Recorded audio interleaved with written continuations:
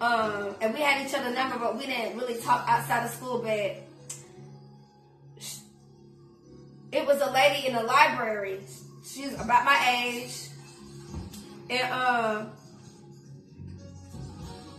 she was over the library, and we just started talking. I can't remember how we just started up a conversation, and I would tell her stuff, she would tell me stuff. We both had interesting lives, and so I would tell her stuff I've been through, she would tell me stuff I've been through, like just sparked up conversation, and we just hit it off, and we did exchange numbers, but we wouldn't really talk outside. We just had each other's number. And then so I just started talking to her. I was like telling her about, because I was trying to help my father find an apartment for seniors, where they're not assisted living, they're just senior apartments for ones that are 55 and older. They get a break on the price, and they're around other seniors. And so I found some actually condos that were senior living. They were out on the marina,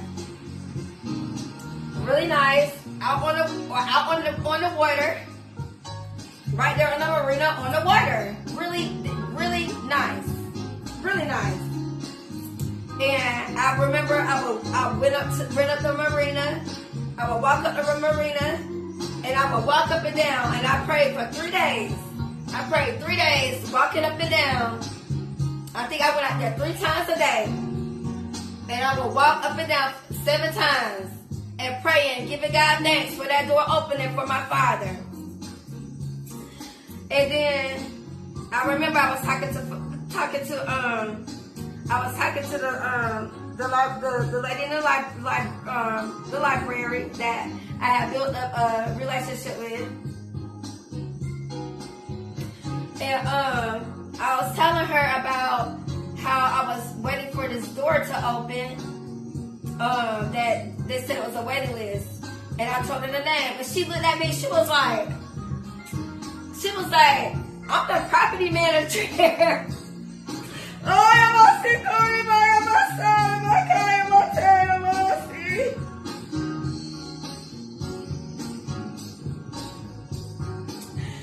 And she said, I'm the property manager there.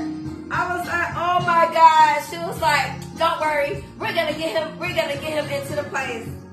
Next thing you know, I got a call from the property like that same day, and they moved him right. They moved him right in.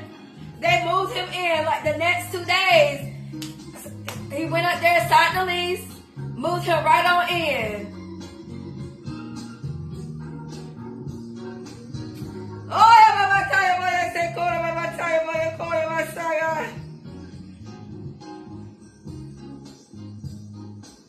They moved him right on in. And really nice on the water, on the marina. It's really nice. And you can leave out of that condo and you can just walk, and it's restaurants where you can go eat oysters, fish. You can go get on a boat. You can go. It was really nice. And then right up the street, everything was right there. Shopping, everything, walking distance. And the rent was only $199, $200 a month. The rent was only $200 a month. Everything, the lights included, the water included, the water included 3 meals a day, breakfast, lunch, and dinner that they had downstairs that they could go down and eat 3 times a day in fellowship, breakfast, lunch, and dinner. All of this is included. The utilities, all of this included. $200 a month. And the only thing that he would have to pay for if he wanted was cable. $15 $10 extra a month. That's it. If he wanted cable. Oh,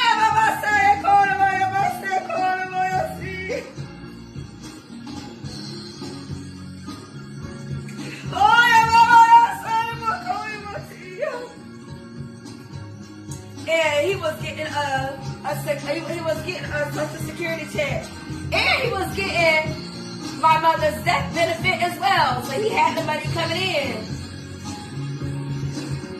more than enough. So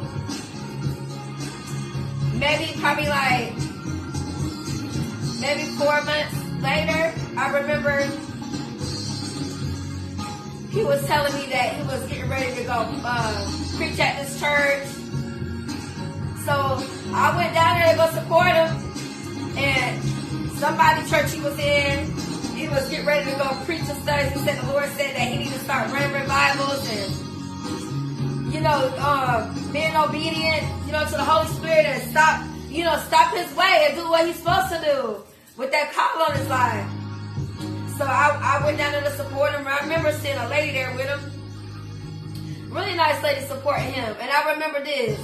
The third night I went there to support him. The lady was just trying to put holy oil pour holy oil on his hands to kind of help him. He had an attitude where he was like, I'm already anointed.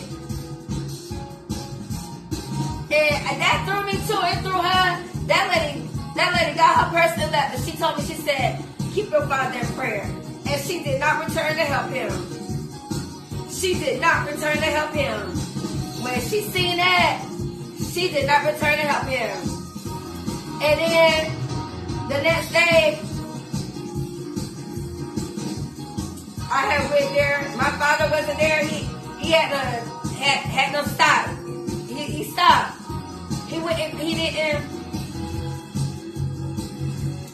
He was disobedient. He was supposed to run a revival, and he was disobedient. And he done cold shot and went back to what he's doing. And then,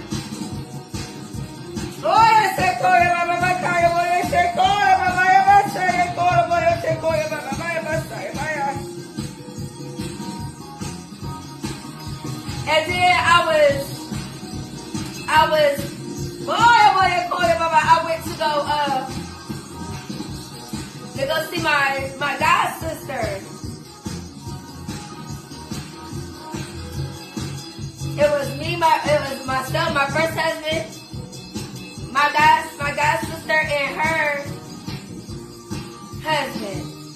And we went there to play spades and drink with them, to go drink and play spades. And when we got there,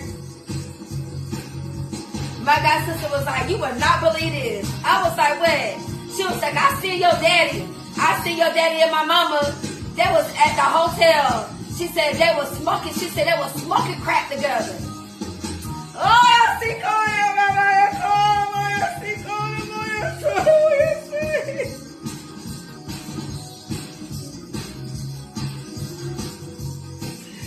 And I can tell by the look at her face and a look at my face, we both had the fear of God on us. Like, what?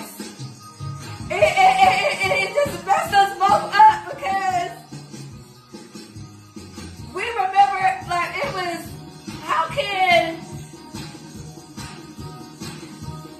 it was a time where my father and my mother, they had a strong ministry, and people were healed, delivered, and set free. You would see legs go out, hair grow out on your head. You see miracles. Legs go out, the blind eyes open, hair growing out on your head. Like, it was all kind of miracles going on there that you would see. And it just messed us up. Like, what? It just, y'all, it was so, and the fear of God came on us so strong. Neither one of us, my god sister and I, we didn't want to play those spades. We didn't want to drink or nothing. So me, my husband, and I at the time,